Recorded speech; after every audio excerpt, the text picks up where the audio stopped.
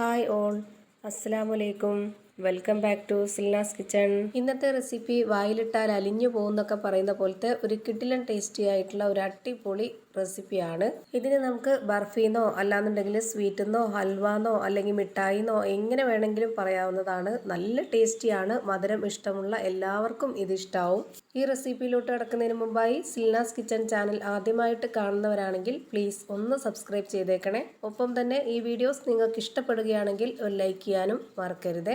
ഇനി നമുക്ക് റെസിപ്പിയിലോട്ട് കിടക്കാം. ഈ ഒരു റെസിപ്പി തയ്യാറാക്കുന്നതിന് മുമ്പായിട്ട് തന്നെ ആദ്യം തന്നെ ഞാൻ ഇതുപോലൊരു ട്രേ എടുത്തിട്ട് ഇതിലേക്ക് കുറച്ച് ബട്ടർ ഉരുക്കിയതാണ് ഇതുപോലെ ഒന്ന് ബ്രഷ് ചെയ്ത് കൊടുക്കുന്നത്. അപ്പോൾ ആദ്യം തന്നെ ഇതുപോലെ ചെയ്ത് വെച്ചേക്കണം. പിന്നെ നമ്മൾ ഈ ഒരു സംഭവം റെഡിയാക്കിയതിന് ശേഷം ഇതിലേക്ക് ഇട്ട് കൊടുക്കുമ്പോഴത്തേക്ക് ആ ഒരു ചൂടോടെ തന്നെ ഇട്ട് കൊടുക്കാനാണ് ഇങ്ങനെ ചെയ്യുന്നത്.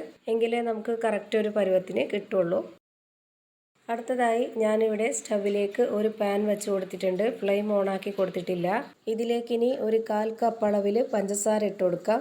പിന്നെ ഇട്ട് കൊടുക്കേണ്ടത് ഇതിൻ്റെ മധുരത്തിനെ ഒന്ന് ബാലൻസ് ചെയ്യാനായിട്ട് ഒരു നുള്ള് ഉപ്പും കൂടെ ഇട്ട് കൊടുക്കുന്നുണ്ട്.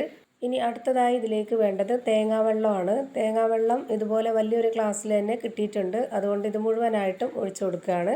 തേങ്ങാവെള്ളത്തിൽ തന്നെ ചെയ്തെടുക്കാൻ നോക്കുക, എന്നാലാണ് നല്ല ടേസ്റ്റ്. ഇനിയിപ്പോൾ തേങ്ങാവെള്ളം കിട്ടിയിട്ടില്ല എന്നുണ്ടെങ്കിൽ നമ്മൾ സാധാരണ പച്ചവെള്ളം തന്നെ ചേർത്ത് കൊടുക്കാം. ഞാനിപ്പോൾ ഈ വെള്ളവും കൂടെ ഒഴിച്ചു കൊടുത്തതിന് ശേഷം ഫ്ലെയിം ഓണാക്കി കൊടുത്തിട്ടുണ്ട്. ഇനി നമുക്കിത് തിളച്ച് വരുന്ന സമയത്ത് നല്ലപോലെ ഇതൊന്ന് ഇളക്കി കൊടുക്കാം. ഈ ഒരു വെള്ളത്തിൻ്റെ അളവ് 200 ml ആണ്. ഇതിപ്പോൾ ഒരു തേങ്ങയുടെ വെള്ളമൊന്നുമല്ല, 2 തേങ്ങയുടെ വെള്ളമാണ്. 1 മിനിറ്റ് നേരം വരേക്കും ഇതുപോലെ നന്നായിട്ട് തിളപ്പിക്കണം.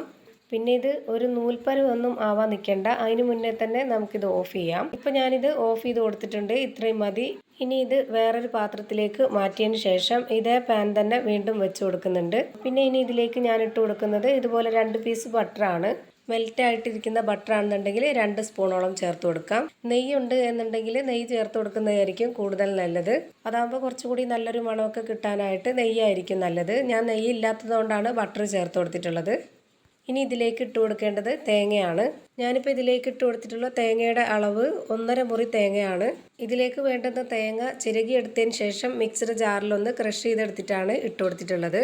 ഇതുപോലെ തേങ്ങ നന്നായിട്ട് പൊടിയായിട്ടിരിക്കണം, എന്നാലേ നമ്മുടെ ഈ ഒരു റെസിപ്പി നന്നായിരിക്കുള്ളൂ.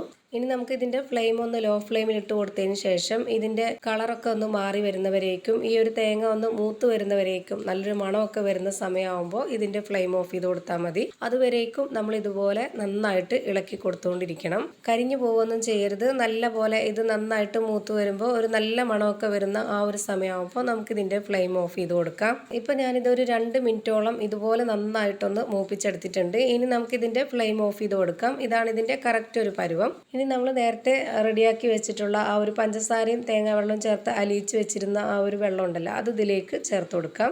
അതിപ്പോൾ ഞാനിതിലേക്ക് മുഴുവനായിട്ടും ഒഴിച്ചു കൊടുത്തിട്ടുണ്ട്. എന്നിട്ട് ഇതുപോലെ സ്പാച്ച് വെച്ചിട്ട് നല്ലപോലെ ഒന്ന് ഇളക്കി യോജിപ്പിച്ച് കൊടുക്കണം.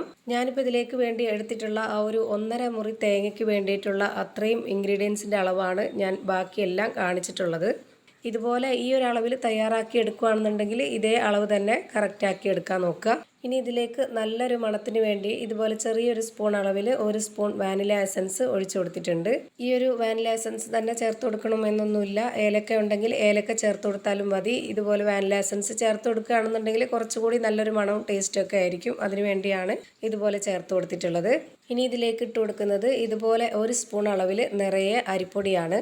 ഇത് ഇട്ട് കൊടുത്ത ഉടനെ തന്നെ ഇതുപോലെ സ്പാച്ച് വെച്ചിട്ട് നല്ലപോലെ ഒന്ന് ഇളക്കി യോജിപ്പിച്ച് കൊടുക്കുക. ഈ അരിപ്പൊടിയെ സ്കിപ്പ് ചെയ്യരുത്. ഇതുപോലെ ചെയ്തിട്ടെടുക്കുമ്പോൾ നല്ല ടേസ്റ്റാണ് ഈ അരിപ്പൊടി കൂടി ഇതിലേക്ക് ചേർത്ത് കൊടുക്കുമ്പോൾ. അരിപ്പൊടി വറുത്തതായാലും വറുക്കാത്തതായാലും കുഴപ്പമൊന്നുമില്ല. ഇത്രയും ചെയ്തിട്ടെടുക്കുന്നതിന് ഈ ഒരു 1 സ്പൂണിലുള്ള അരിപ്പൊടി തന്നെ മതി. അതിൽ കൂടുതൽ ഇട്ട് കൊടുക്കരുത്. ഇത് കറക്റ്റ് അളവാണ്. അരിപ്പൊടി ഇട്ട് കൊടുത്ത ഉടനെ തന്നെ നല്ലപോലെ ഇളക്കി കൊടുത്തതിന് ശേഷം പിന്നെ അതൊരു ലോ ടു മീഡിയം ഫ്ലെയിമിലേക്ക് ഇട്ട് കൊടുത്തിട്ട് നന്നായിട്ട് ഇതുപോലെ ഇളക്കി കൊടുത്തിട്ട് നമ്മൾ ഇതിലേക്ക് ഒഴിച്ചു കൊടുത്തിട്ടുള്ള ആ ഒരു ഷുഗർ സിറപ്പൊക്കെ വറ്റിയതിന് ശേഷം ഇതിൻ്റെ ബട്ടറൊക്കെ തെളിഞ്ഞു വരുന്ന ആ ഒരു സമയം ഉണ്ടാവും. ഇപ്പോൾ ഇത് കാണുമ്പോൾ തന്നെ നിങ്ങൾക്ക് മനസ്സിലായിട്ടുണ്ടാവും, നല്ല കട്ടിയായിട്ട് കുഴഞ്ഞു വരുന്ന ഈ ഒരു ടൈം ആകുമ്പോൾ നമുക്കിതിൻ്റെ ഫ്ലെയിം ഓഫ് ചെയ്ത് കൊടുക്കണം. ഒട്ടിപ്പിടിക്കുന്ന ആ ഒരു പരുവമൊക്കെയാണ് ഇതിൻ്റെ കറക്റ്റ് പരുവം. ഇനിയിപ്പോൾ ഇത് നമുക്ക് ഫ്ലെയിം ഓഫ് ചെയ്ത് കൊടുത്തതിന് ശേഷം ചൂടോടെ തന്നെ നമ്മൾ നേരത്തെ ബട്ടർ തേച്ച് വെച്ചിരുന്ന ആ ഒരു ട്രേയിലേക്ക് ഇട്ട് കൊടുക്കാം. ഇങ്ങനെ തന്നെ സെറ്റാക്കി വെച്ചിട്ട് കട്ട് ചെയ്തെടുത്ത് കഴിക്കാവുള്ളൂ എന്നൊന്നുമില്ല. നമുക്ക് വേണമെന്നുണ്ടെങ്കിൽ ഇതൊന്ന് ചൂടാറാൻ വേണ്ടി വെയിറ്റ് ചെയ്തതിന് ശേഷം ചൂടാറി കഴിയുമ്പോൾ കയ്യിൽ കുറച്ച് എണ്ണയോ ഓയിലോ അല്ലെങ്കിൽ ബട്ടറോ എന്തെങ്കിലും ഒന്ന് സ്പ്രെഡ് ചെയ്തതിന് ശേഷം ചെറിയ ചെറിയ ബോൾസ് ആക്കി എടുക്കാമെങ്കിൽ അങ്ങനെ ചെയ്യാം. ഞാനിപ്പോൾ കട്ട് ചെയ്തിട്ട് എടുക്കുന്ന ആ ഒരു രീതിയിലാക്കുന്നതിന് വേണ്ടിയാണ് ഇതുപോലെ ചെയ്തെടുത്തിട്ടുള്ളത്.